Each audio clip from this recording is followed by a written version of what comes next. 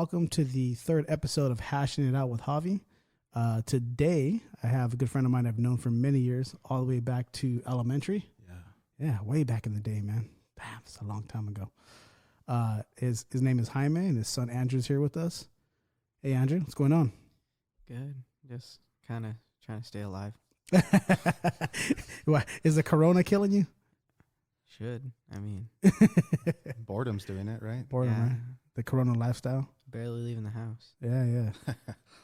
So I wanted to bring these two on today because Jaime's been a friend of mine for many years. We've known each other for a long time, went to elementary, junior high, high school together. And him and I are still talking shit and having jokes to this day. And we're grown-ass men. Yeah, I mean, I think age is mental, right? I mean, well, first of all, let me just say, fuck you, Eddie Kilo. Now that that's out of the way. Yeah, fuck Eddie, we love you, but fuck you. Yeah. But no, I mean, I think it's shit talk. Just, I think it keeps you young. For sure, 100%. The second that you stop knowing how to talk shit to someone, just fucking get off social media. That's it. Just go read a book. And that's kind of what men do, right? We've just been talking shit. We've been talking shit since we were kids. Speaking of Eddie, so Jaime, he's known as Viva los Doyers on Instagram, and a lot of you guys who follow him on Instagram would know him because a lot of you guys follow the comments. Where him and Eddie, that's Eddie Kilo. Is it Eddie Kilo? Eddie Kilo 19. Eddie Kilo 19, right? So these guys just be talking shit all day in the comments, and there's literally like a bunch of followers in there laughing. They think it's hilarious. Well, and here's the thing, like, yeah, I don't wake up thinking like, oh, I'm gonna talk shit to Eddie. Like sometimes it just catches me by surprise. Like I'll get the notification. I'm like, fuck, I wasn't ready for this. Yeah, there's just shit talking that goes on all day, all night. It's legit. It's funny. The crazy thing about this though is that we've been doing this for fucking decades. Yeah, I and it just transitions, from, like you said, bus rides, walking home, or just even like football practice, talking shit to each other. Yeah, I don't think it gets old. Never gets old. Yeah, but speaking of bus rides, I remember back in high school with Eddie, me and Eddie and Peter Taggles. When Peter was fat, now he's skinny. But back in the day, it was Peter, me, and Eddie. And like every football ride there and back, we would just be talking shit. It's funny because it's a little bit different from Andrew does music. So he's at Santa Barbara High School, does the band there, right? Yeah, jazz band, and it's a badass band, by the way. You know what? Props to these guys because I know that I can't carry a note anymore. I could barely even think and talk at the same time. Yeah, well, he tries to sing, Oh, hey. Does he sing Selena at home? No, he knows better.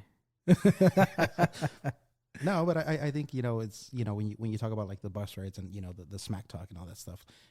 I go on field trips with these guys, like band competitions and stuff like that, and it's one of those things that you appreciate. That every kid is going to find their niche, and whether it's music or your son, he does his own thing. Right? Yeah, he does dance. Yeah, it's a good point. So, excuse me, my son went through a rough time when he was young. When I got full custody of him, and it was about 7.5, maybe a little longer than that. But around that time when I got custody of him, and he went through a rough time, and it was a pretty difficult time for him. And he found hip hop dance, and I remember thinking to myself, the first time he showed it to me was kind of crazy.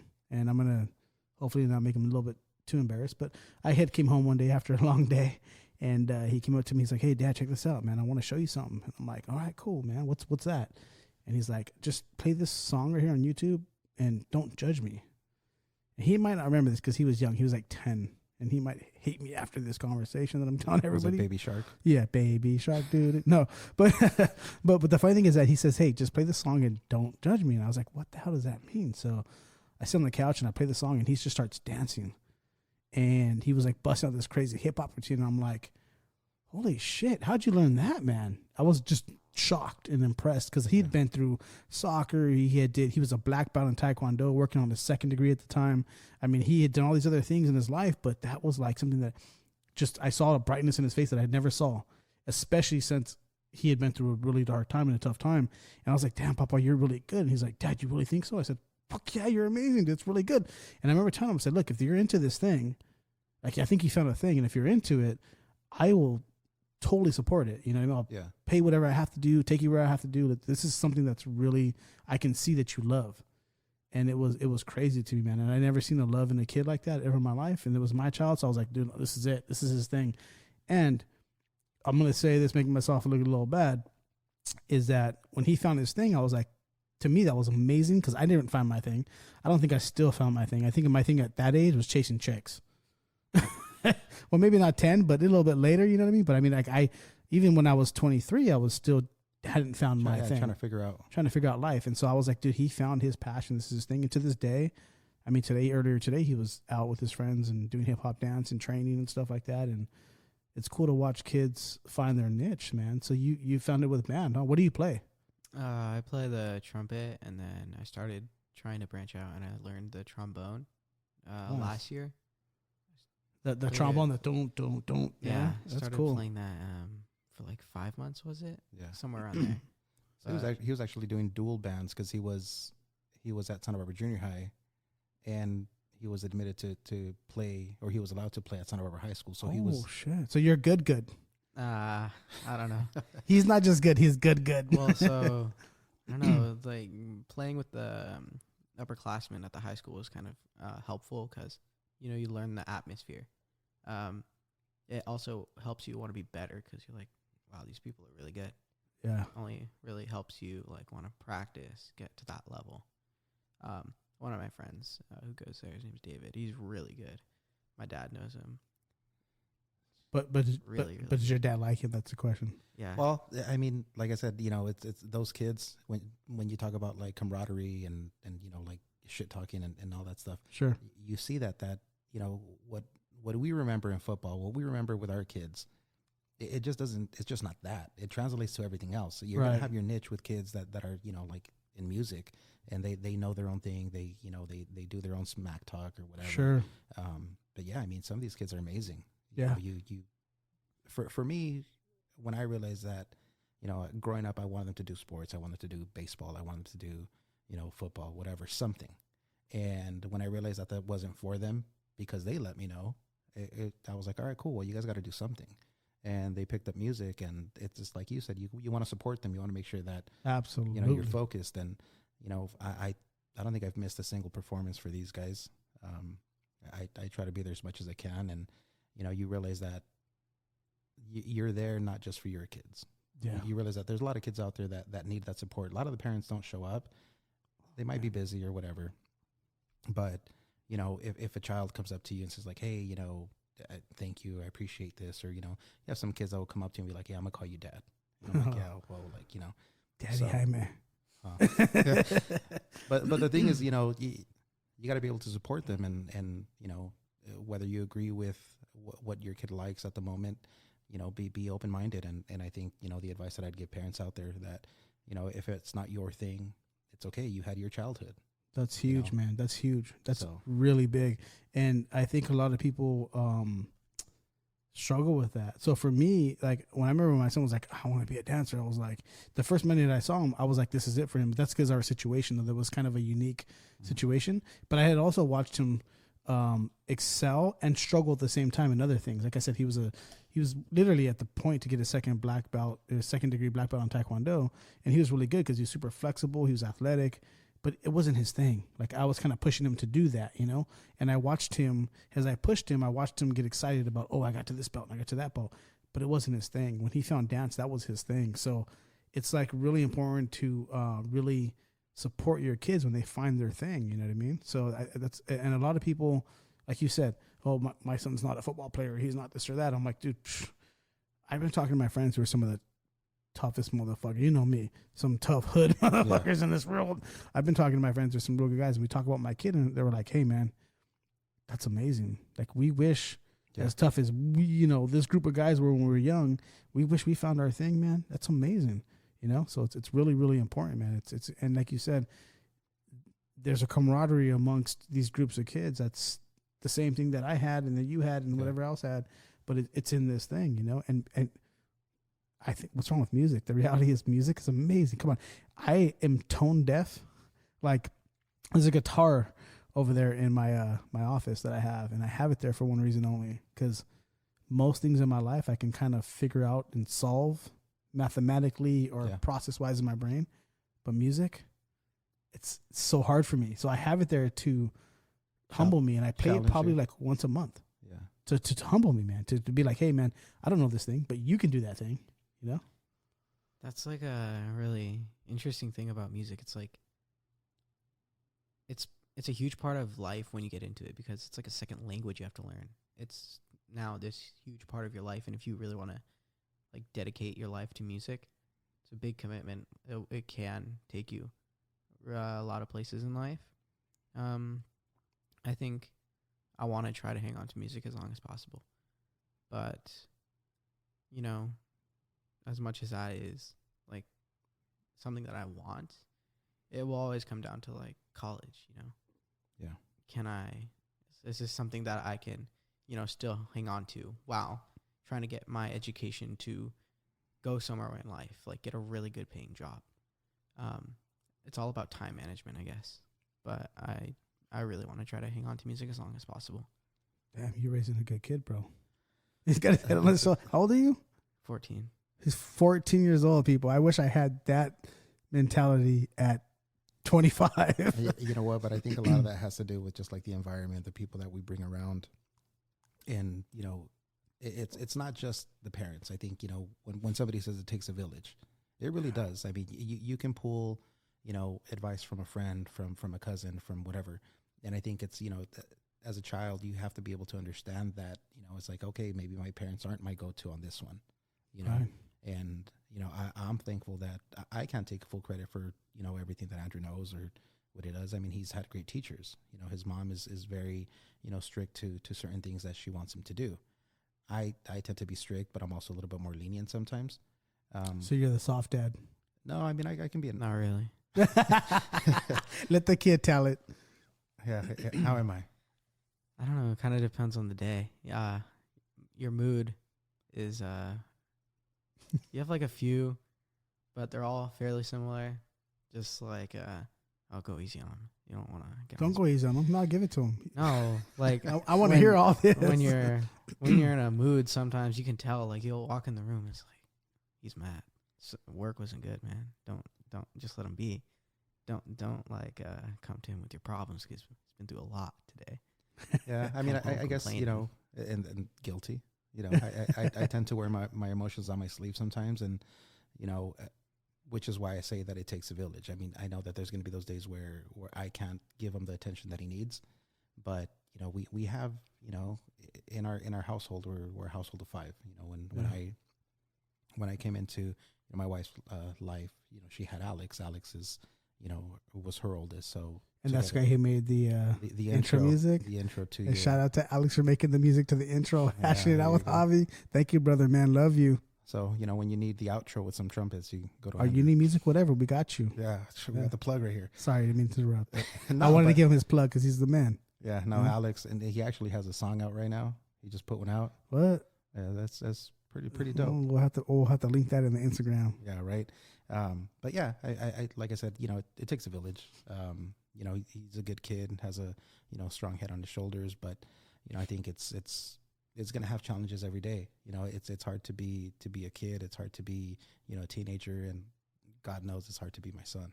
Yeah. And you know what though? Don't be so hard on your dad. My kid said something on the podcast a couple of podcasts ago. He said, kids, don't be so hard on your parents. They're trying to. Because the reality is, man, life is crazy and we're learning too. You know, we're all learning.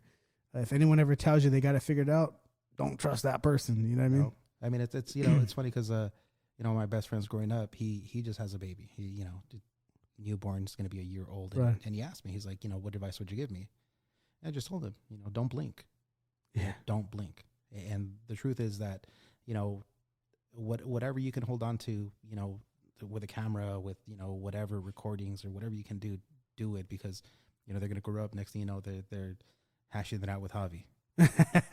Andrew, 14 years old over here doing a podcast. Right? That's crazy, man. That's wild, man. No, it's very good advice. I think when it comes to raising kids, I think, we're young parents. I consider myself a young parent. So I had my kid when I was 23. I was definitely not ready to be a parent. If I think about that today, that's 6 years older than my son now. Yeah. All right, 5.5 years younger than my son now. I was definitely not ready to be a parent, but I became ready to be a parent, you know? So a lot of my life with my son is growing up together. We kind of raised each other in a sense. And while I had all the things that my parents gave me to kind of use to influence him on the way I wanted him to be as an adult, we're still growing up together at the end of the day. So I really appreciated what my son said a couple podcasts ago. Like, okay, kids, be easy on your parents. So be easy on your parent. All right, Andrew? He's trying. Goes both ways. It does. It Ooh, does. terco. It does. You know, just at the end of the day, just know, it's respect your elders, and I'm always right. No, but I'm not trying to start shit, but it does go both ways. But you're right though, man. But honestly, man, I'm gonna call you this, mijo. I'm proud of you. Thank you. All right, I mean that's cool because I thought you were when I met you, I thought you were a little bit older. So that means you have what I like to say an old soul. And kids like Andrew and my son, they make me be a little bit less apprehensive to be worried about the future. You know what I mean? There's good kids out there still, And bringing it back to the podcast with your son, the first one where you guys talk about, music and how you guys are talking about the dude with the Capri Sun, and people started asking like, oh, that song. I meant cranberry juice. I messed that one up, but yeah, you know what I'm talking about. But the thing is that like Dogface 420 or He whatever. loves that guy. Yeah. Well, and does he love him? Yeah. I was following him before that TikTok. Really? Were you really? Yeah. Oh, good shit. He would send us like I these used to videos. spam. So your dad is like your dad jocks Dogface 420. Oh, hell yeah, that it's guy's like- fucking hilarious, bro. Have you seen the ones with his Yeah, shoes? he's funny. Yeah, he's dope. Yeah, no, I was watching him before too. When he hit, I was like, oh shit, he hit. Like, this is it. And like you feel good. You feel good for the guy, Yeah.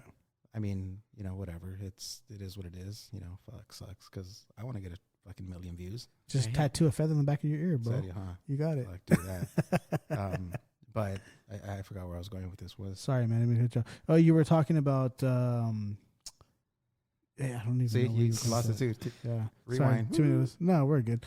It's just. Music. Music. Yes. So we're talking about music. Yeah, yeah. So I'll walk into their room and it's either going to be he got Logic on the radio or jazz, or if RJ's his brother also my oldest, he's all about the 80s music.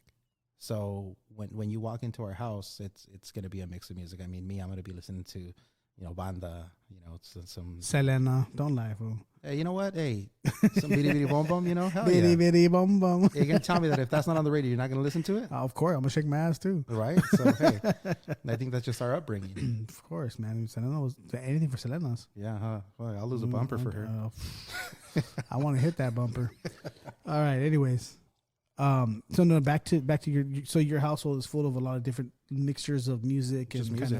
Kind But I think a lot of it is just that, for me, like it's one of those, oh damn, we got shot. I told you earlier about that. It ran Oxnard. Am I right? Yeah, you're cool. You're good. You missed it. No, so the thing is that I think the influence of music, it's always going to be there. And I like that these guys, have their own style. Like they don't have to follow, what I like. And, I actually prefer that. I prefer that they do their own thing. Do I agree with some of the music that's out there? No, but I tolerate, whatever's put out there. Yeah. And I respect that someone's actually out there making their music, because it's not a given that you're going to be successful at it.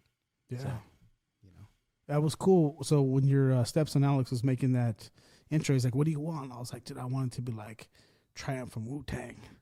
I'm like, "Just give me some kind of hard hitting." And he came back with a couple things. I was like, "Oh, okay, a little bit faster, a little bit harder." I'm like, "That's it." yeah. So like the thing about me though is like I don't know music. You know what I mean? Like I'm not. I mean, I'll be honest with you. I was like in the 5th grade. I tried playing the trumpet. Oh, I sound like I was just blowing farts all day. I mean, I didn't know how to play the trumpet. But I'm telling you, I'm tone You're deaf. like, I don't need an instrument for this. Yeah, I'm tone. Yeah, yeah, exactly. I got frijoles. So I'm totally tone deaf in a sense, and that's why like I had that guitar because it's a thing to remind me that it humbles me a lot, and that's the crazy thing about instruments is like they say to have a well-rounded man, you should have, and I'm paraphrasing here, you should have a warrior, a musician, and a student, pretty much someone who, or an academic, you know what I mean? So to have a well-rounded man, like you should have all those things. Like you're doing this thing with music, right? Find a battle sport you can go learn, whether it's jujitsu or whatever else and anything else. And then someday you kick your dad's ass. Well, he actually did capoeira for how many years? I don't know. But the thing about that was it's the way they described it. It's more like an acrobatic type thing. There's really no contact at all. Right. Really a lot of movement. Just gotta keep moving with that. Jumping around the whole place, but really no contact. Yeah, Well, but you can make contact. I mean, pretend that, oh shit, my bad, and then bang, you just hit the dude in the face. or kick him in the nuts, whatever works. No, but what I'm saying is that but that's still a martial art in a sense. Yeah. What I'm saying is a well-rounded man has these things, right? They're academically strong. They find something physically to do. That doesn't mean you got to be the strongest guy in the gym, but you got to find a way to punch someone in the face if you have to. Just don't be the weakest. And music is another part of it, man, which is part of arts, right? So you have artistic value to you. So that's really cool. I'm excited to see this generation of kids really step up to that plate, because I think they're different, man. They're way different. Like you and I were latchkey kids, man. We kind of raised ourselves. Our parents will hate the fact that I'm saying this. My mom will want to punch me in the face, but we really did kind of raise ourselves in a sense. You know what I mean? Like, we didn't have babysitters. We had vaya con Dios. I'll see you later after work. And if anyone hurts anybody, call me. Don't call the cops, and don't answer the door. And then if you get hurt, get your ass home and I'll kick your ass for getting hurt. Yeah, yeah, exactly. It's a different thing, man. So I wanted to talk about, you and I, this is why you're here, by the way, is because we talked about the podcast with my kid and kind of how you and your son had listened to it together, and it kind of touched you guys in a lot of ways. It made you guys kind of think like, oh shit, this is kind of our situation too, or whatever it might be. And I got a lot of those kind of messages back in the podcast, which was wild to me. By the way, to this day, I thought the first 2 episodes, which were like 2 weeks ago, I think the second one was 2 weeks ago. I haven't had one since. I thought the amount of people messaging me saying, hey, thank you for talking about mental health. Thank you for talking about these tough situations and about kids and those kinds of things. I thought that would stop, but it's still continuing. And I'm really humbled by that. And I think I'm thankful that people are listening, because when we did this, I didn't think it was going to be a thing at all. Yeah. I thought me and my son are going to be bullshitting, because to me, it was something I wanted my son to have. Like, when I'm gone, when I'm stardust after this, go back. I wanted my kid to be able to go back and say, I had this thing with my dad when I was, 17 years old, and that's an important thing. But the fact that it touched so many people, I was like, holy crap, this is crazy, And I remember talking to you, and I was like, well, really, like, I mean, it's like with Andrew, like, I think we're pretty open about stuff that's going on. But I asked Andrew, like, hey, give me your point of view. Like, what'd you think of the podcast? And so, what'd you think? I mean, it was really good. I mean, for a first go, I mean, obviously your background on another podcast helped, but the fact that it was just kind of like talking, being just there, having a regular conversation, but the fact that other people can connect with it is kind of special, because now you have this platform that people can come to and kind of connect with you. It's kind of cool when you get to see how people have that. It's like, wow, there's someone else out there like me. This kid's impressive, man. Yeah, I'm impressed with this kid. 14, really 14? Are you at least 14 and a half? Yeah, actually, yeah. All right, he's almost 15? He's going to get a quinceañera. Right, no. After 16, I'll give you the same credit. I'm just saying. No, but I think, when we talked about the podcast, it's something that, you're going to have a lot of people that are going to relate, but a lot of people don't know how to have those conversations with their child. I think that, it's already hard to kind of just sit there with them and be like, hey, how was your day? Right. So can you imagine as a parent having to say like, hey, like, no, like, really, how is your day? And, mental health is a big thing. I think that there's so many kids that just kind of avoid it. They put it in the back burner. They choose not to talk about it because they feel like it might lead to something else or an argument or whatever. And, we just celebrated, RJ's my other son, and, celebrated his birthday. And we had a friend that came over and said, hey, I just want you to know that I'm thankful for you. And this is a grown-up man that said, I'm thankful, because you guys are always happy, that there's always something about you that, even though I'm having a bad day, and I've had my bad days, and I've, battled depression or whatever, you guys cheer me up. And, that's the power of just being a friend. Yeah. That's the power of just being around and letting someone know, like, hey, I'm here for you. Yeah. A couple days ago, I don't know if you heard, but there was a guy that jumped off a bridge in Santa Barbara. I didn't hear that, man. Dang, crazy. And it's at first it was, I was driving down and I saw, traffic stopped and I look over and I exited the freeway, and I could see that the tarp was on it. It was yellow tarp, and I missed that. And I quickly went home, looked, what was going on, and there was no story about it. And normally, like, they're not going to report when it's a suicide. Right. They just don't. The media really respects mental health that way. But I wish that they would at least speak about it or put out like a statement saying like, hey, this is real. Do they respect it, or do they just, it's not that big of a story to them because it's not gonna make them money? I feel like that's probably more than I think respect it. And I think that might be more accurate. Yeah. That I think that there's no shock value to it. That you kind of want to make headlines. But then I read more on EdHad, and I went back to look, and they said that the guy jumped. The guy jumped from the La Cumbre Bridge into traffic. He jumped. What the story says that he didn't hit any cars, or no cars hit the person, but he was like in the median, and it was a 40-year-old person. So it's like I sit there and I think about like, dude, I'm 40. Yeah, like our age. Who do I know? Like, who was it? And it's hard because you want to be around for everyone, and if you're listening out there, whoever it is, just know that you're not alone. Reach out to someone. There's always someone that's going to be there for you. It's not a lonely. It's a big world, but it's not a lonely world. It's tough, man. So when you talk about that in Santa Barbara, it brings up a lot of emotions for me personally. So I had a really good friend named Rogelio Medina and Kyle Van Tassel, two of my good friends from elementary. Rogelio killed himself by jumping off a bridge in Santa Barbara. He was one of my best friends growing up, man. It pains my heart and soul a lot when I think about that. So he did the same thing in Santa Barbara. Kyle came back from war after being in Iraq. I think it was Iraq for a long time. And there was this huge kind of standoff. He had a gun and stuff, I think. Same bridge that I'm talking about. Same bridge you're talking about, yeah. And on that bridge, there's another woman who died from high school, Diana. Yeah, Diana, she got thrown off the car, and they still never solved her. I think it was a murder. They say she jumped out. I think there was a murder. But long story short, is back to kind of the mental health situation. Like when it comes to men, like there's a lot of men struggling. And I'm glad to have you guys on this podcast. And this is kind of where I kind of want to take this podcast going forward.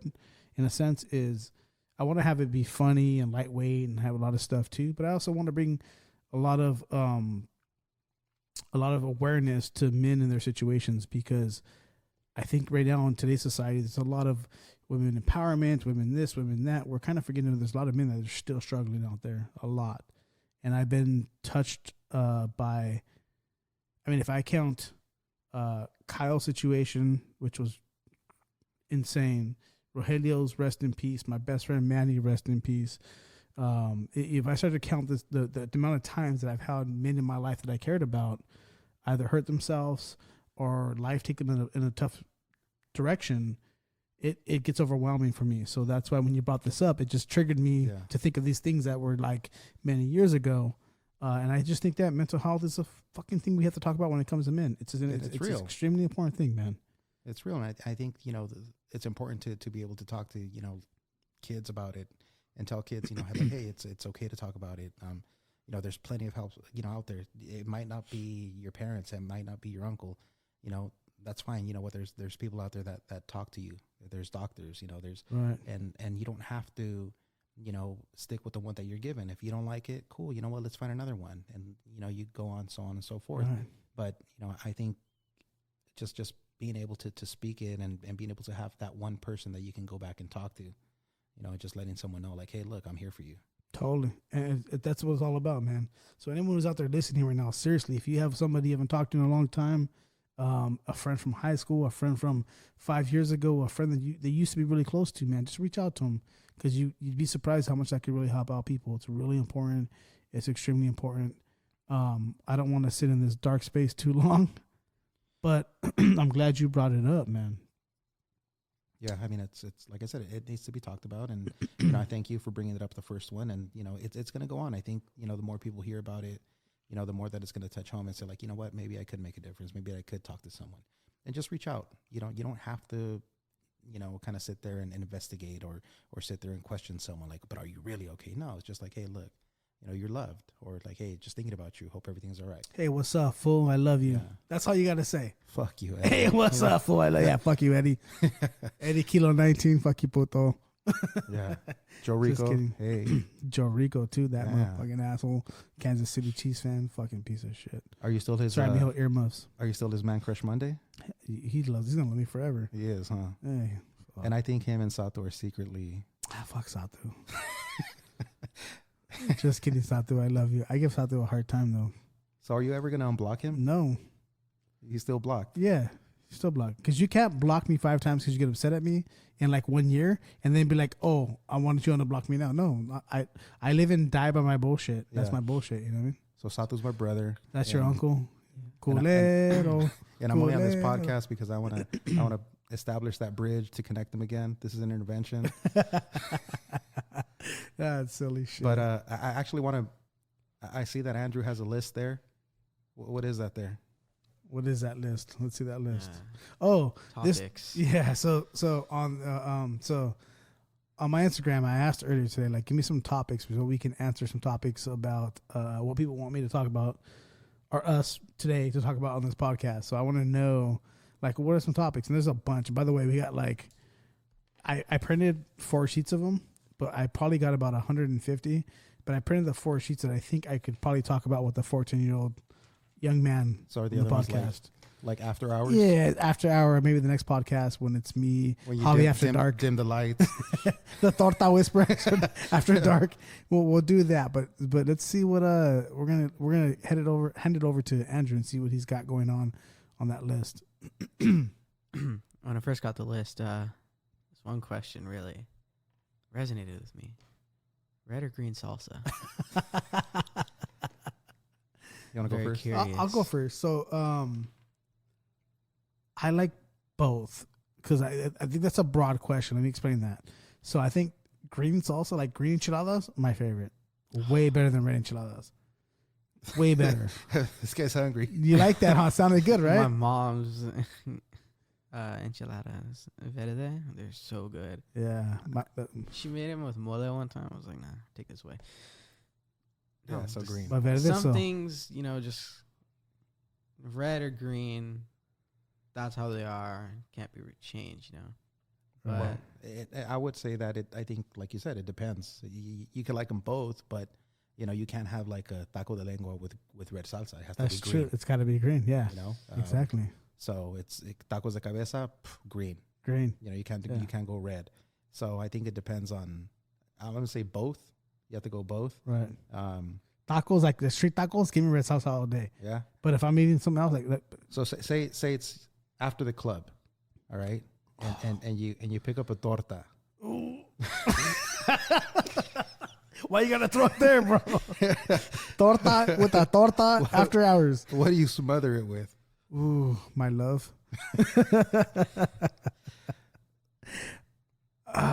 It depends, bro. If it's asada, I'm smothering with red sauce. Yeah. But I'm gonna hate my life the next day because I'm old, bro. My guts don't. Oh, so you're My guts are like not doing after good. 35.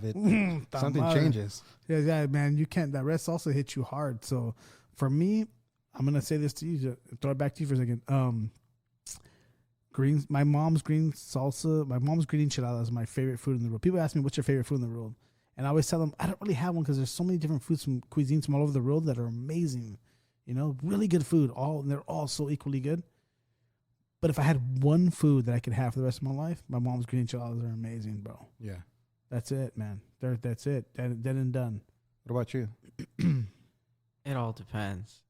Red, like Litos, Santa Barbara. It's not Ooh. like a salsa, but it's more like a pico de gallo.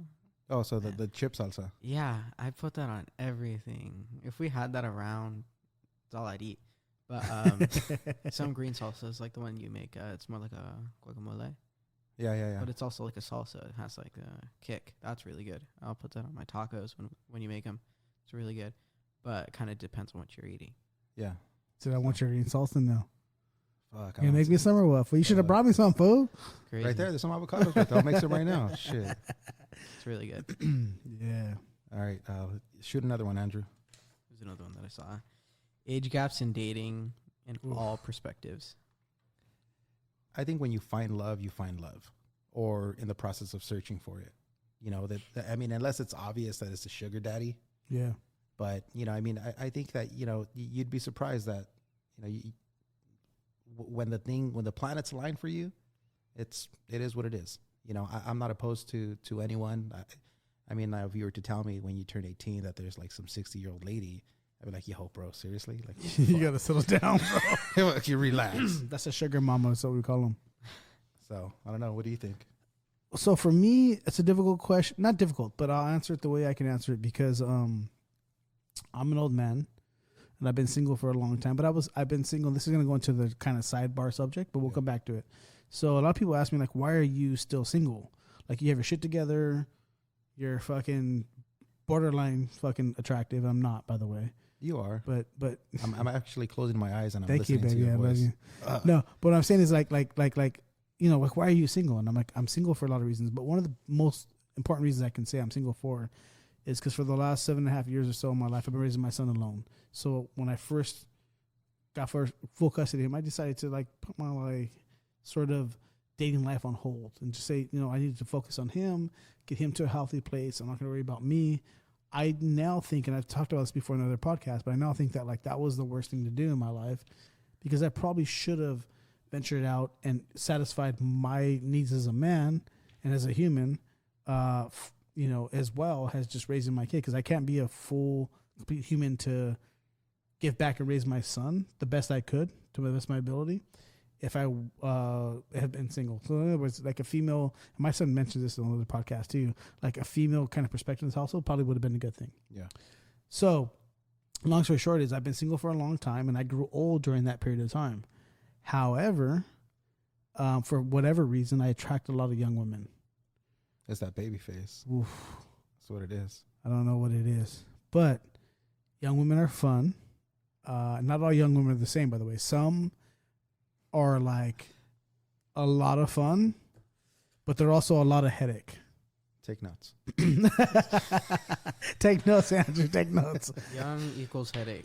Young does equal headache. I like this kid. He's There you go. 14, He's man. learning, He's got to right? tell you, he's a smart kid, man. So, young is a lot of Young headache. equals headache. There you go, Papa. I love it, man. This mijo right here is a man, dude. He's Dude, learning fucking- on Saturday. Andrew Perez 2024. Fuck. This government needs a better person. This Well, is it's the funny man right 'cause here. His music teacher used to call him Mr. President. President. Mr. President. Yeah. No, mijo, you got it, man. You have a career in politics. And in good politics, not this piece of shit politics we have today. Yeah. Hey, I mean, at this point, you know. Shit. But so to answer your question, I think definitely 100% that an older gentleman or an older woman can find love in a younger person, 100%. Yeah. I just think that there's challenges there. So, like, for me, a challenge would be there's a young girl who still wants to have kids. I don't want to have kids anymore. Yeah.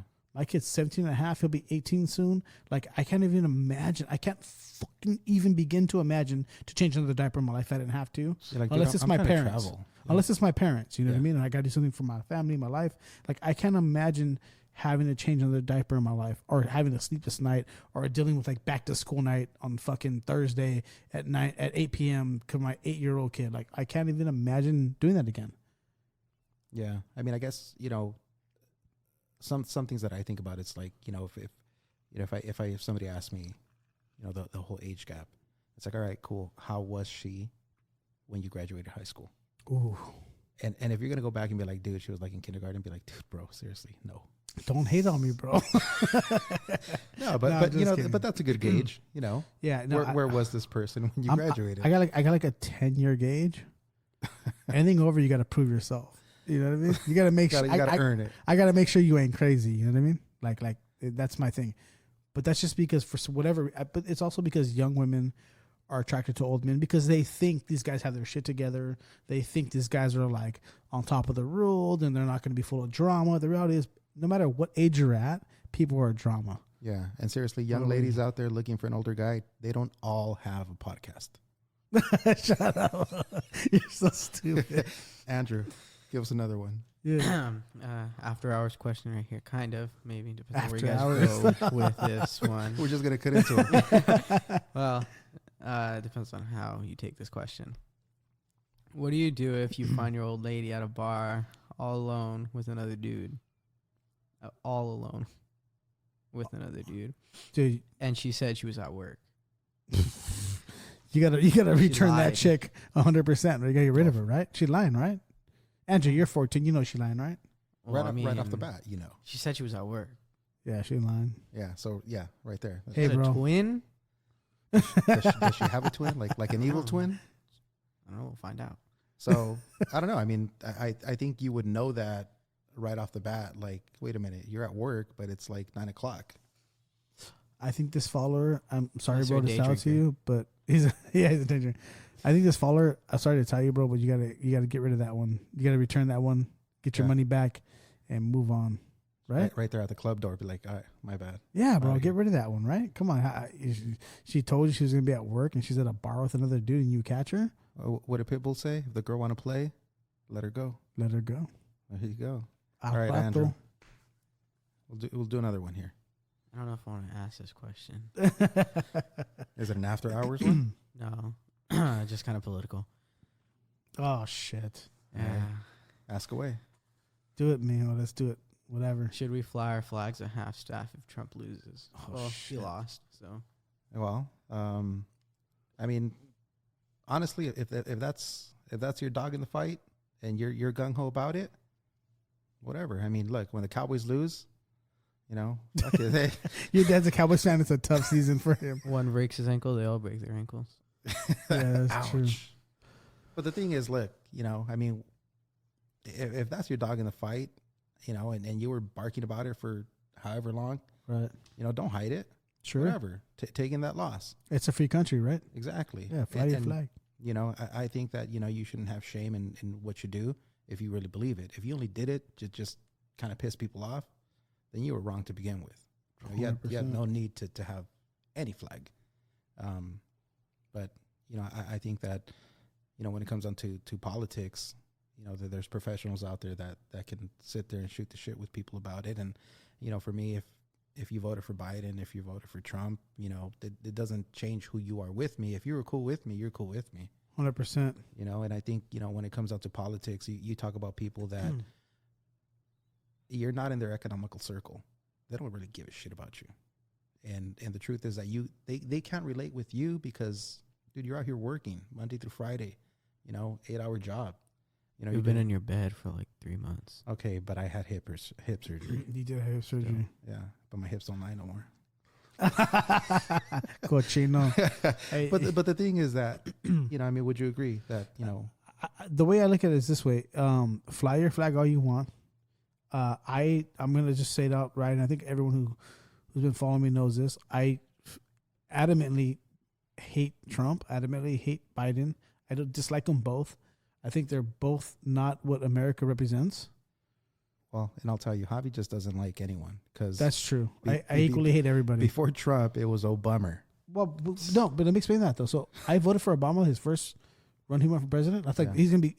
I was like, dude, I took my son as a baby in my fucking arms to the poll. He was like, mijo, you don't understand. This is the fucking change. This is the change we wanted. Like, this is gonna be it. This is everything. I had my son in my arms as I voted at those polls, and my son to this day remembers that. And I said, look, that was 12 years ago, right? He was 5 years old, right? Holding him in my arms. I'm like, Papa, you don't understand. I was so proud, like to say, this is it. We finally got here. Minorities finally got here. And the next fucking day after he won that election, his entire cabinet of people that would run his political game for him, he kept, which were Bush's entire cabinet. He changed one person. And I remember the next day going, I'm a dumb motherfucker. Because it's all politics. I remember thinking to myself, God, I'm so dumb. I voted in the first black man because I thought, because it was identity politics to me. Like, this is what it should be. Like, this is amazing. And so you're right in a sense. So the first run that Obama had, I was for him. But the day he got into office and he did the same cabinet, I was like, no, it's the same shit. He ran on change. There was no change. There's no hope in change. It was the same thing. It was, but I think, you know, when you talk about politics, it's like, look, people are going to tell you they're going to fucking blow smoke up your ass Sure. to get themselves there. Like, you know, you sit there and you think about all the shit that Trump said that he was going to do. And I will give him credit in this. It took him 4 years, but he did make America great. too bad it's on his way out because he's no longer there. So yeah, America. Your dad practiced that for like 5 hours. I thought of that shit while I was taking a dump. Without getting too political, what I dislike about America today is that we can say like, okay, this person is a pro-Trump person, right? And he may be Latino, for instance, and I'm not. By the way, I hate that I have to preface this with everything I say because I'm Mexican. This is my point: is that like it's okay for a Mexican or a Puerto Rican or a Cuban or anyone of Latino descent to say I'm a pro-Trump person, and you shouldn't hate them for that. There's a lot of reasons why somebody may be pro-Trump. You know what I mean? There's a lot of reasons why. Financially, yeah, and financially is a big thing though. Yeah, like, the thing is that's why, like, you know, when I was telling you guys, you know, at home, I was telling the kids that, you know, you're going to have a lot of people. I guarantee you that there's a lot of celebrities out there, a lot of artists out there that back Trump, not because they believe in what he says, but because it protects their top dollar. It's all about money. So, you know, do you hate someone, you know, because they voted for Trump? No, they have their reasons. Is it okay to dislike someone? Yeah, it's totally okay to dislike. You could dislike someone because they talk shit about your shoes. But you shouldn't disrespect them, though. No, definitely not. That's where we go wrong. Yeah. And I think the second that you voice out, you know, to the point where you're invading other people's privacy or their space or whatever, then you're wrong. Like, don't push your agenda on me. That's just it. 100%. But if you have the flags out there, hey man, you know, you're gonna look silly. You're gonna look silly with them right now. But hey, you do you, boo. So I say this: if you want to have a flag on your truck today, that's cool. But 400 years from now, it's like the same thing having 300 years from now, like having a Confederate flag on your truck. Still, you lost the war. Let's move on. It's actually. We love to say it's 300 years, but it's been about 120 years since the Civil War or whatever. But that war was lost. Let's move on. Let's pick up and move on. Now, with that said, I think that Biden poses a lot of challenges. You know what I mean? He just won the presidency. And every person I know that's super conservative, super right-wing, they're like, oh, well, wait until the votes are in, until they're counted, until the courts approve it. Dude, math is math. Math never lies. So the reality is, when you have 100% of votes and 90-some% of those come in, you know there's only like 3,000 left. You can calculate mathematically what the probability is of this person becoming president. So he has won the vote. Even Fox News came out and said this morning, I was watching Fox News in my freaking 20s this morning, and I was like, thank God Fox News. Holy shit, I was surprised. They said, hey, the reality is this man won the presidency, and there's been no serious reports of serious fraud or anything else, and Fox News was reporting this. So I was like, Fox News, they might not be as unfair and unbalanced as people think they are. I was like, this is actually shocking to me. Well, and it's funny because I pointed it out yesterday that what Fox was doing is they were starting to have to actually be nonpartisan at that point because they have to conform. Well, they're going to lose those morning calls because he was calling them every morning. He had a direct line to them. So that was their rating. That was their cash cow. They knew that they had Trump, and he would call them every morning. Does it suck that you're going to kind of jump ship on him? Well, it's politics, and you have to kind of continue reporting. So, you know, I watched some of the stuff, you know, on Fox yesterday, and they were interviewing Newt Gingrich. Oh yeah, Newt. And he was mad at them because they were asking him hard questions. They weren't hard questions. They were the truth. And he's over here sitting fighting about, you know, how everything's wrong and this and that. And I'm like, dude, like when Fox is going to sit there and go against the party that they've been backing this whole time, then you realize like, dude, there's change happening. For sure. Yeah. And what you're seeing there is it boils down to money. Yeah. It's always money. Follow the money. So when you're growing up in your life, just make sure you follow the money, because the reality is people don't, the uneducated voter is the most dangerous thing in America. Yeah. So I'm going to say some hard topics today that really, or right now, that really upset some people earlier. So when I was watching TV earlier, right, like you see this entire landscape of a bunch of people just celebrating all over the country, right? All these, and they're all inner cities. They're all Democratic run inner cities, huge cities. And they're flying these big LGBT flags, right? And I'm thinking to myself, holy shit. These are the uneducated voters, because the reality is, the fact is that Biden didn't even approve or want same-sex marriage. Yeah, 12 years ago. until Right. 12 years ago. Yeah. Well, no, But- 12 because they asked Yes, him about but it. he's been a politician for 7 years. He's voted anti same-sex marriage, anti-gay for like literally like generations and decades. And it wasn't until 2012 that he was like, "Oh, it's my second run," because he was already the vice president, right? It was him and Obama. He's like, "Hey, I'm going to rerun again. I need to shift what people think I'm for, so I can get their vote. So now I'm for same-sex marriage." Biden is a hardcore Catholic, like a legit Catholic. They don't believe in same-sex marriage. They don't believe in gayness or whatever. And here's the deal. I'm one of those people that I don't believe in anything. I believe in that you should be able to do what the fuck you want to do and how you want to do it. And no one should tell you any different. Yeah. So to me, but I am a supporter of gay rights, 100%. I've always been, right? So to me, it's wildly confusing to me to see these people go out on the streets and fly these flags that are LGBT just because they're Democratic, because they're progressive, and to not understand that Biden didn't even support your cause until 8 years ago. He was 69 years old at the time that he decided to support this. It's not because he morally supports this. He politically supports it so he can get votes. But we live in a world where it's what have you done lately? And unfortunately, people aren't going to remember what was done Right. 10 years ago.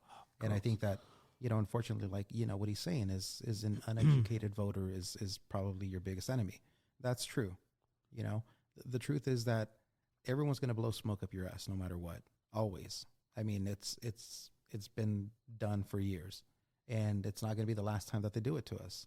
And I say they, meaning politicians, just because, if you're going to make change, you got to change yourself and what's going to benefit you. No one's going to take care of you more, or no one's going to look out for you more than yourself. And that's just the truth. So I'm not saying don't go vote. I'm not saying, screw the vote or whatever. No, go out there and vote. I mean, you're still going to make changes locally. I think that, local politics are important. I think that if there's stuff that, you agree with, They're the most important. yeah, because that's the actual change that's affecting you, in your neighborhood, your mayor, all that stuff. Even state. Yeah. So like the most important thing is like on the ballot, the ballot, there was so many things on the ballot that were crazy. Yeah. Like if you read the ballot, you're like, holy shit, like Oregon.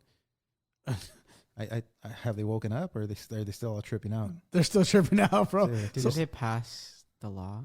Like, Yeah. Yeah. So you can be on shrooms right now in Oregon. Drugs won the war. Not just shrooms. You can be on crack, heroin. You All got the hard drugs. But if you think legal about in it, Oregon now. They are, and if you think about it, it actually removes some of the stress from the judicial system, because now, you're thinking about, it's like, okay, am I going to bust this guy because he has a couple of joints in his pocket, or am I going to bust his dealer? So a lot of it is politics. It's like you have to, let the little fish go. We'll get the bigger fish. I think that's the first experiment we're going to see in this country of how hard drugs either really do or not affect people. You know what I think it is? I think that's Oregon wanting people to move up there. Hey, Joe Biden's son is going to be up there, Hunter Biden. He's gonna party Did you up like there. Oregon when you were up there? I mean, everything was kind of uneasy. Oregon was cool, but when we went to Portland, that was when all the riots were going on and everything. It was kind of, everyone was scared to be in Portland. But Oregon itself was a beautiful place. It was cool. The people there were nice. Would you move up there? I don't know. I'd probably have to go back there and kind of get another go at it and see How was the food? what I like this long term. How was the food? I don't know. I don't remember. Was it unseasoned? Or wait, if I gave you a crack rock, would you go up there? Like we're biting trees. It's just crazy, man. I think that situation up there is wild, because if you watch like Live PD, and they stopped Live PD because all the rioting and shit, like that was a great show, by the way.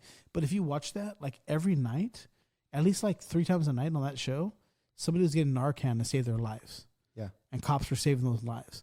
So what is Oregon going to look like? I don't know the population of Oregon, so I can't talk too deep into numbers and whatever else. But like, what is it going to look like when people are just like, oh, I can go to Oregon and just get hammered all I want on any drug and it's cool. Yeah. If weird. you're listening to the podcast, if you live in Oregon, let us know. Yeah, that's a good idea. Yeah, because I would love to hear from it. I mean, it's not my podcast, but I'm shit talking. And I hope you're still alive. Yeah. Well, I mean, then they wouldn't be listening. Yeah, that's true. Okay. That was a Michael George's moment right there. That was George's. Fucking George's. Gorgeous George's. Fuck. That little homie. Yeah. I say little homie. He's my big homie. Michael I'm George's, older, but- George Michael's coincidence. Kind of gay. But it's okay, though. Jeezy, what's up? He's never going to come out of the closet. I love Jeezy. He's good. He's a good man. Just kidding, Georges. I love you. I know you're not gay. And even if you were, I'd still love you. Even more. Even more. Do we have another one, Andrew? Do we dare jump into another question from Instagram? What are the ones that we have? Yeah, we got a lot of them on there. If not, I got one I could bring up. Well, actually, I have a question. Good. Shoot it. Oh, shoot all your questions. Well, so one of them's a question, one of them's a topic. Like, a topic would be like gay rights. Something big is like I joined VADA. It's a visual art design academy Sure. at Santa Barbara High. Their big thing is like, be you. No one's gonna like discriminate. We're like a family, you know. Just be you. No one really cares what you believe in, what you're attracted to. Be you. In a Zoom meeting for English class, there was somebody that said, "Oh, I got my phone taken away because I accidentally came out." Interesting. Do you think parents should punish their kids for coming out and being different? So that's a very deep question. Here's what I can say. I could say that being a parent, back to remember when I told you my son said, "Hey, be nice to your parents." We're winging it too, you know what I mean? And we are a very different generation. So coming out to a parent, you should almost always want to expect there to be a little bit of some weirdness in the beginning. Maybe a lot of weirdness, maybe a lot of drama, maybe whatever. But I firmly believe, and I know out of experience in my family, with gay people coming out and that kind of thing, that it's really rough up front, but it becomes a normal thing down the road. You know what I mean? Like it becomes an accepted thing, and it's like, okay, because at the end of the day, like if you're my son, you're my fucking blood. You're my son. You know what I mean? And I'm never ever gonna be like, nah, fuck him if he's gay. Not in 2020. Maybe in 1950, maybe in 1930, but in today's day and time and age, that's a thing that I don't think is I hope and I pray and I believe it's not a thing anymore. But it's a tough thing though, and it's okay. It's okay. What gay young people need to understand is it's okay for their parents in the same way to not agree with that up front. Like in the same thing with these elections, not agree with it. It's okay to understand that they will come around, and it's okay to even say that, hey, I don't agree with it, but I love you. And so whatever you are, I'm going to support that, and I'm going to be okay with that. You know what I mean? It's just a tough thing, man. It's a tough thing for people in our generation. Like, I grew up in a generation where calling a guy, like saying, hey, you're being a fucking fag was a normal thing. Yeah. You know what I mean? I still say shit like that to my friends of the day, but it doesn't mean that I'm being mean. It's just the way I grew up. I think culturally it just it's different, and I know that, you know, being, you know, from a Mexican family, that is something that you don't speak of or whatever, but you know, being a dad and understanding, I mean, you know, that the conversations we have at home, we're very open minded, and you know, for me, I wouldn't have an issue with it. I think it's important for someone to be able to voice out. The second that a child is able to tell you, hey, look, this is who I am. Right. Dude, that's big. Sure. Because how many 100%. kids don't go their whole lifestyle, you know, hiding it? Right. And you know, they don't come out until they're adults or whatever. And you think about like everything that they were put through, and all that stuff is just building up.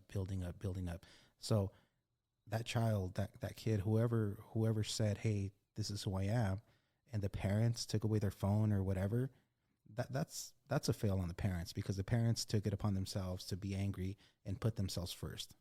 That's selfish. I think 100%. I think a parent to say, you know what, give me your fucking phone or whatever, it's not going to change who that kid is.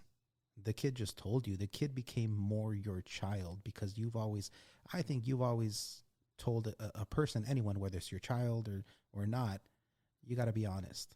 And when somebody is honest with you and tells you, hey, this is who I am, and you shut them down, then you're really not letting them be. Right. Yeah. You know?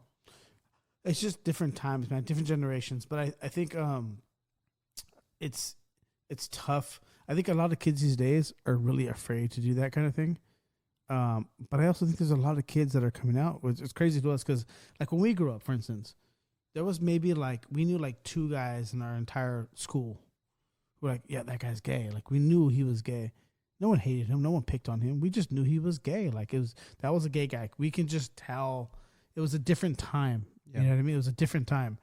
Where today there's a lot more of this coming out, and it's just a challenging time for men, I think, to be like, oh, it's not a male thing. It's not I'm not male enough if my son's gay. Like, that's not it. I mean, and this is what I think the most important thing I want to say about this to young kids and especially parents out there and men that are listening to this. If your son is gay, all that means literally, it means one thing. Literally means one thing. Because I'm tired of people using gay as like this is who I am. Get it. I get you're gay. But that means one thing. It means who you want to fuck. It literally means one thing. It means who you're attracted to physically, who you're sexually attracted to. That's all it means. There's a million other things about yourself if you're gay that are important and that are way more important than who you want to fuck. You know what I mean? And so to me, that's the way I look at it. And I will say that it is crazy to me in a sense how much gayness is in the world, because it's not let me rephrase that. How much we perceive gay to be like in our face all the time. So like reality, TV, radios, like they're bombarding us with the idea of like everybody's gay, and it's not really that. It's like 5 years ago, the percentages were like 0.2%, which is like several percent. And then a couple years later, it was 2%. And now it's like at 6% gay, which is like, that means 6 in 100 people are gay in our numbers that we have today. And don't quote me on that, people. Don't fucking murder me for that. But that's what I've been reading. But the reality is, like, when you go on TV, you go on radio shows, you go on any kind of reality TV, whatever it is, there's this super like crazy gay kind of like thing going on. And I'm like, okay, it's cool. I get it. But I also think, and I hope, let me say it this way. I really genuinely hope that society is okay with it and that they will continue to be okay with it, and it's getting better, you know? It is. It's a generational change, you know? And but I also think that a lot of that, you know, it's like the glorification of it. You know, when you watch TV and you see all these people that are gay, that are successful, not everyone has that path. Not everyone is going to be going to have that support. I mean, we talk about mental health, you know. There's a lot of people there's a lot of people that commit suicide because they're afraid to actually come out and say who they are. So, you know, the glorification of it on TV and, you know, all that stuff can either be good or bad for who you are. And, you know, I think that, you know, as a child, as an adult, as whatever age you are, and you feel like you want to come out, do it. And if you feel like you can't come out to those closest to you, find a group. Yeah. Find someone that's going to be out there, you know, and understand. And, you know, we live in a world where we carry a computer in our pocket all the time. If you need a support group, they're out there. Yeah. And, you know, I think that, you know, for a student to be able to say that, that's big on them, you know, because it's not a lot of kids have that, you know, that power, or they feel like they have the power to say it. And, you know, for the parent to say, hey, you know, give me your phone or whatever. I personally don't think that I'd do that. I think that I've told you if you know, if you're going to like a dude, he better be the best looking dude out there. I ain't that you bring no ugly dude home. He better be like Brad Pitt, bro, if you're going to bring him home, you know? That fool's old, eh? No, I'm just saying, man, it's you know, you ask one of the toughest topics, man, and I really respect you for that, because it's a tough one today for a lot of parents, and I just genuinely wish that people will understand it means one thing, and that's all. You know what I mean? It's all it means, man. There's so much more to these kids today that matter. You know what I mean? There's a whole gamut of things about humanity that's more important than who you want to fuck. And that's the thing. Like, I hope people don't fucking hang me out to dry, because I'm going to say this, but like, just because you're gay, don't make that your entire life. Like, in other words, if you're gay, I know some gay dudes that are some strong, yoked ass fools who are like a gay dude that you would never guess was gay. You would never know that fool was gay. You know what I mean? Think about, you would never professional sports. Yeah. They're there. For sure. They don't want to come out. Yeah. So what does it matter who you want to fuck? I don't care about that. Like I genuinely don't care about that. Be happy. Yeah, be happy, man. Get life is short. Find what makes you happy, and if you find your thing, no matter what it is, fucking pursue it, man. Just don't be like a vegan. Don't tell me every 5 minutes. Yeah, you can't be a vegan, bro. Don't be a vegan. I know. Yeah, vegans are something else, man. I can't. If you're do Mexican, you can't be a vegan. Well, actually, you know what? If you're Mexican, but like if you're Mexican, that's like your base. I mean, you got corn tortillas. Yeah, but you like a taco. I'm sorry, you can't have. Have you not had frijoles? Have you not had tacos? You de have calabaza? Yeah, but no. You can't have a taco without asada or chicken. You can, and I'll tell you when. No, I'll tell you when. Don't say tofu for I'll punch you. No. He's gonna say chorizo. No. Lent. I'll punch him again. No. Cuaresma. When everybody's in Lent, you can't eat meat. That's true. You want to have a taco. Chile rellenos with queso and all that shit. Chile relleno tacos, dude. And salsa, that's vegan. That's so there true. you go. You can be vegan and eat tacos. Okay. Can you have shrimp during the same time or no? Pescado, you're not supposed to. Oh, no, you actually, during Lent you do. You can, right? Yeah, you do. You so give me a shrimp taco. Because that's got it a little bit. Yeah, but then you're a pescatarian. Whatever, I'm a pescatarian then. Call me that, whatever you want to call me. What'd you call me for? Call me, don't call me. Just don't call me skinny because I'm a fat motherfucker. That's good shit, man. Do we have another topic that you want to talk about? Or? Do you think moving forward people get offended too easily? Describe moving forward. I feel like personally, as humanity goes on, people are only getting more sensitive, and you gotta watch your words. Comedy, like the be selective as to what you say and like what the cancel. Yeah, cancel culture. So but this has been going on for a long time. Even when we were your age, actually younger. Yeah.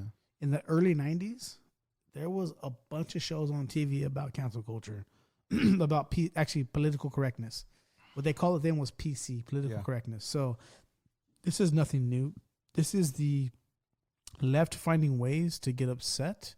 And by the way, I hate using pejorative terms like left and progressives and liberals, but this is the democratic way of making other people look stupid because they make jokes and whatever else. Political correctness has been a thing for the longest time. Bill Maher had a show, I think it was called Political Incorrectness, I think. That was in the early 90s. I mean, this is something that was like 20, 30 years old. And I'm sure it was 23 years old before then, and maybe another 20 years old before then. This has been going on for a long time. This kind of song and dance has been going on for a long time. But I hope we get back to the day where like I can make a fucking funny joke and be like, "Well, you're a paisa," and you're like I want to make racist jokes and have fun with it. And like we can't do that anymore, and I'm tired of that. So it kind of what I'm saying is it goes in waves. Yeah, it goes ups and downs, and right now it's way up. You can't say anything about anybody. Well, and the thing is that now you have, this. You have a phone that's going to tie you to anything that you said at some point. And, you have athletes that, end up going to the pros, or are they going to get drafted? Oh, they shouldn't get drafted because he said this when he was in junior high. Right. He tweeted this or whatever. Oh, yeah, that's a good one. Yeah. Do I think people are easily offended? I don't think people are as easily offended as more as they are as to kind of stirring the pot. If you can, I mean, we watch movies that are really old. We watch movies from the 80s, 90s that now they wouldn't fly. They wouldn't get the same rating that they had then. You have a movie that was PG-13 in 1980. It's going to be a NC-17 or rated R movie because of the language, because of some of the stuff. Spaceballs, right? Just think of Spaceballs. Spaceballs has some crazy, and it's written by a Jewish dude and produced by a Jewish dude who has the most fucking racially inappropriate comedy in it whatsoever. But it's a great fucking thing. You couldn't produce Spaceballs today. It's killing art. When they tell him to comb the desert, right? Yeah. What do they expect? I ain't seen shit. Yeah, and what are they combing it with? A comb. With a pick. Like with a pick. But not a broom. Comb. It's black guys combing the desert with a pick. It's like, I ain't seen shit. I ain't found shit. Yeah, I ain't found shit. Yeah. But it's what about Blazing Saddles? Yeah, where are the white women at? When the guy comes in, when the black sheriff comes into he comes back into the city, right? He's wearing it's not Chanel. It's Louis Vuitton or something. But he's wearing this is like 30 years ago, by the way. He comes riding in, and the guy goes, "Oh shit, the sheriff's coming. Oh shit, he's coming. Oh shit, he's a N-word written by a Jewish guy." You know what I mean? So when can we get back to that? Because that's fucking hilarious. If you haven't seen Blazing Saddles, fuck you. Watch it. You need to watch it. Okay. It's probably not 14-year-old appropriate. Willy Wonka's in it. Yeah, the original Willy Wonka. Yeah, the original Willy Wonka. It's Gene Wilder. It opens up with Asians like working the freaking the railroads, which is like a total. It was totally inappropriate back then because Asians were like the slaves back then in a sense. You know what I mean? So it's like but again, now I'm tired of the fucking appropriateness. Let's make fun of everybody. You call me equally, a beaner, call me a fat ass, tell me I like frijoles and I like quesadillas or whatever you want to say about me, or I have 50 million kids. That's fine. Let's do it. Let's have fucking fun. Yeah, that's my answer to your question, mijo. Yeah, I think that you should also know how to read a room. You're not going to go spew a joke, somewhere where, you're not going to go drop, the N-word if you're cool with, some people, but then you go into like a group that you don't know. You're not going to go drop, beaner in front of a bunch of people that you don't know. I think it's like, you read your room, you make the jokes. I mean, at home, we say a lot of stuff that's funny, but, You say a lot of stuff? Really? I know better than to say anything. Cause you quote Felipe Esparza. What are you talking? No? Felipe is the man, by the way. I love that. Just because mom can't swim doesn't like. Just because mom can't swim. A bad person. But I think that yes, I think people are a little bit too sensitive when it comes to certain things. But I also think that a lot of people use their feelings to attract attention. I mean, the fact that people are quick to record someone instead of calling 911, they want to get that shock value. They don't want to get help. So, when it comes down to it, is like, yeah, people are offended quickly. Yeah, quickie. Sorry. Bam, thank you, man. Sas por atrás. Hey, it's a 14-year-old on the mic. Stop it. Sorry. But anyways. Sorry, mijo. That was your dad. And your mom's going to get mad at him later. I can ask her about it later. That's cool. The point is that people are going to go ahead and get offended when they want to get offended. And, if you really think about the basics, like, okay, am I going to record someone or am I going to call for help? Were you really offended? No, you weren't offended. You want to make a statement. And what does that offended really do to you? I mean, the reality is when we grew up, like the biggest saying was sticks and stones may break my bones, but words will never hurt me. Like, that's what we said. Like, we taught each other, like, words are like whatever, because the reality is it's tough growing up. Being a human is tough, man. Society is tough. Nature is tough. The idea that we can bubble wrap everything is just so silly to me. And I'm tired of it because I come from nothing. You know what I mean? I fought and people are like, what about male privilege? I'm fucking like a fat Mexican. Like, there's fucking nothing worse in this world than a fat Mexican today. You know what I mean? Like, when it comes to two fat Mexicans. So when it comes to like, oh, well, you have male privilege. Fuck you. I have no male privilege whatsoever. Like, are you telling me that somehow somebody gave me like this step up on a ladder that I was going to do better in life because I'm fucking a man? No, I'm a fat Mexican, man. No one give a fuck about me. Like, I think you work for what you have, and you hustle, get out there, do your thing, do what you got to do. If you're out there getting help, then accept it and be humble about it, and always be graceful. Be graceful about it. Yeah, but when I think when they say because you're a man, it's not always easy. If you're a man and you're a certain color, it might be a little bit easier. But then that has nothing to do with you being a man. It has everything to do with your skin color. And I think that do men benefit? Yeah. Do men make more money than women? Yeah, they do. But there's women out there that are making way more money than men, and you know what? Right. Props to them. There's reasons behind that, by the way.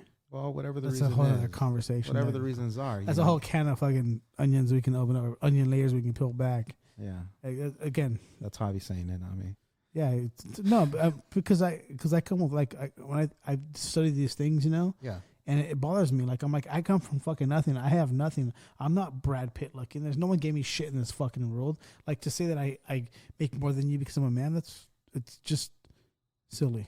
It's silly. And facts and science prove that. And if you think I'm fucking crazy, go Google Jordan Peterson and that topic. And he's somebody who's an actual expert in it. And he'll correct it. I don't have to correct it because, well, maybe if you want to talk to me about it, fucking DM me and I'll talk to you about it and I'll fucking send you some links. But it's just the idea that like things are so upside down. Put it this way. In the history of humankind, that we know it as far as documented history, life has never been easier for humans than it is right now where we're sitting right now in America. Ever. Okay? In Santa Barbara, where we come from. 200 years ago, 300 years ago, no one was coming to spend millions of dollars of fucking money on being a tourist. They were coming to rape and pillage your kids and everything else. Like, society is so easy to get along and to live in and to thrive in if you want to, if you work hard, all those things. It's so fucking easy today that we have to make drama for ourselves. Yeah. It's fucking easy. Like, we live in a time that's so easy. Think about this. Like 100 years ago, there was no ice in the refrigerator to keep your food cold. You had to go to a fucking plant that cut ice out for you, and you'd put it in your refrigerator to keep your meat cold. You could keep meat for a year now in a refrigerator, no problem. People age it and then sell it for more. Exactly. Like we're in a weird time where people think it's so bad. It's not bad, people.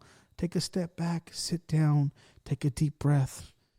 Even with all these elections, all the shit that's going on, take a deep breath, just sit down, fart, have a cup of coffee. There you go. And realize that you don't have to do shit for that cup of coffee. You don't have to fucking know how to plant beans and how to fucking grow them, how to produce them, how to make coffee, all the shit that would be people in the past had to do. Like, it's so easy today, man. Today, life is really easy. We're spoiled. We're really spoiled and we're forgetting about it. And that's the biggest thing that bothers me the most about today. You know, people had to read about what you're saying, and now they get to hear it on a podcast. Oh, fuck, man. Pick up a book, motherfuckers, because books are important. After you listen to the podcast. Andrew, history is everything, man. History is probably one of my most favorite subjects in school, but I think it's because I had two really great teachers in junior high. They were really entertaining. Shout out Mr. Borden. Mr. Borden. Santa Barbara Junior High? Yeah, praise him. I don't know who he is, but praise him for the fact that this young man here is telling me that history is important to him. Praise that teacher. So I mean, it's not important to RJ, my brother, apparently. I mean, things that come out of his mouth make you want to smack him sometimes. We're all different. He's uneducated. So he's uneducated. What do they say? Uncultured swine? Yes. You uncultured swine? He's not a man of culture. He made his own version. He said uncultured swine. Swine. He's not woke and didn't know the word, so he made his own. So, quick story, Mr. Borden. Yeah. When I went to Santa Barbara Junior High, that was his first year there, I believe, and he was my algebra teacher.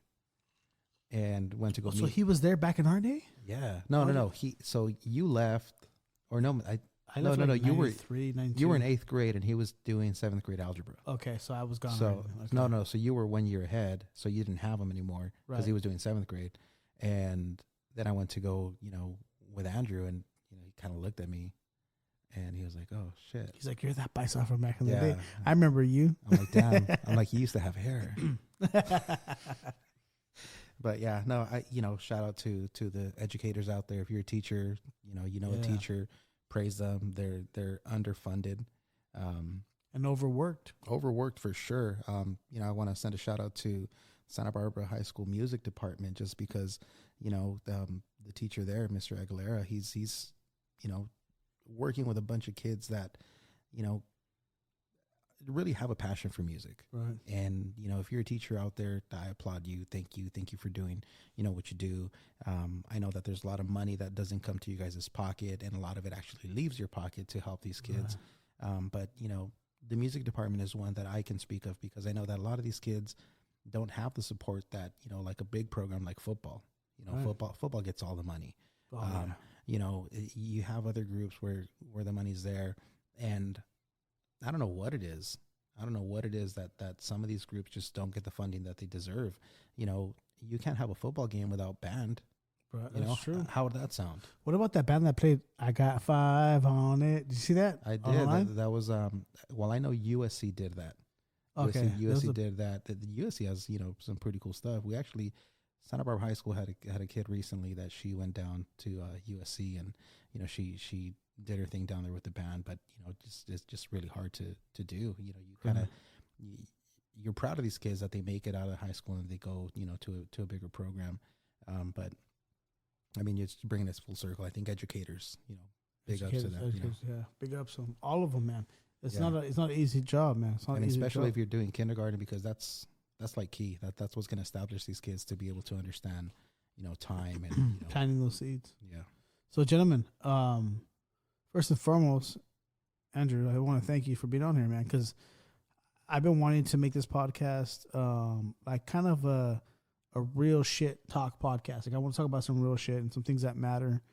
And I had my son on for the first couple. Everyone knows that. But it's cool and refreshing to see you come on and talk about all the things we talked about. And it's just, to me, it's really refreshing to see young men have a good head on their shoulders, And I hope and I pray genuinely that society continues to bless young men, because we're getting away from that. And I'm going to be honest right now. Right now, it's a huge kind of, I am woman Henry Roar thing. And I don't want to forget about young men, because young men matter too.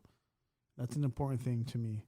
And thank you a lot for being a good, wholesome, hearted young man. That's fucking amazing. You're mostly that because of your dad and your mom, for sure, right? But it's awesome. It's awesome to see that there's still like a really good generation of kids, because a lot of us think there's not. Like we're like, oh man, like something happened in the 90s. What happened there? Yeah, Tupac died and shit.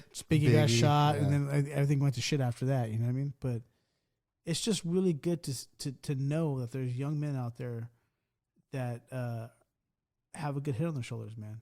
And that's because you guys are going to be the leaders of the next generation.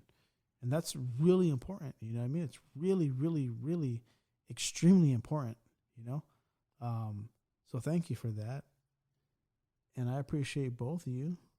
Thank you for having us on. Fuck, man. It's been a good conversation, man. Yeah. And thank you for that topic, Andrew, because I think that, a lot of kids are going to deal with it, with coming out to their family. And, once again, I just want to say, anybody listening out there, if you get the opportunity to be that ear that somebody comes out to, don't turn the ear.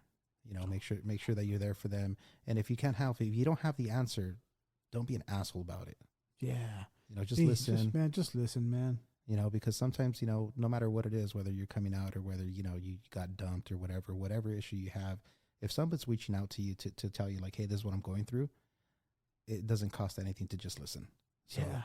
I would rather, and so to me, because we talked about earlier about friends and suicide and that kind of stuff, I would rather listen to you for 5 hours and have to attend your 1 hour funeral. You know what I mean? Yeah, for sure. At the end of the day, if things are tough, they're rough for you, man. I've dealt with a lot of loss in my life. I would rather sit down and listen to you for 20 fucking hours of you crying out on my shoulder than have to attend a 1 hour funeral. So if you are out there and you're a man or a woman or anybody struggling, please seek help. It's really important. These kids today are blessed. I really am more and more impressed with them all the time. I talk a lot of shit about them as jokes, but it's heartfelt, and it's very heartfelt and warming to me to know that these young kids out here are still doing good. So, man, appreciate it. Hashing it out with Javi. Yeah. Anything you want to say before we Yeah, leave? man. I don't know. I mean, but do you any It's parting parting words? Any? We don't have to stop now, man. If you got some more shit to say, let's keep going. I don't know. I think we kind of covered most of it. All right. You sure? Well, we can do another episode. Anything that's Part on your 2 coming mind? soon. Yeah. Part 2 to be Part continued. Part 2 with the Mijo and the band Yeah. Hey, Yeah. coming too. Javi, thank you very much. This Oh, is man. really cool. Just gotta, I think it's getting dark and I'm in Oxnard. So. Nah, well, thank you guys for coming. I appreciate you guys, man. Much love, respect. Keep it safe out there, and everybody out there dealing with this stupid ass elections and all this dumb bullshit, man. Just remember to love each other. It's not that big of a deal. At the end of the day, 99.9999999% of you are not going to be affected by who the fuck the president is. All right. So keep it out there. Peace, love, and chicken grease, man. I love you guys. Peace out. Have a good one. Fuck you, Eddie.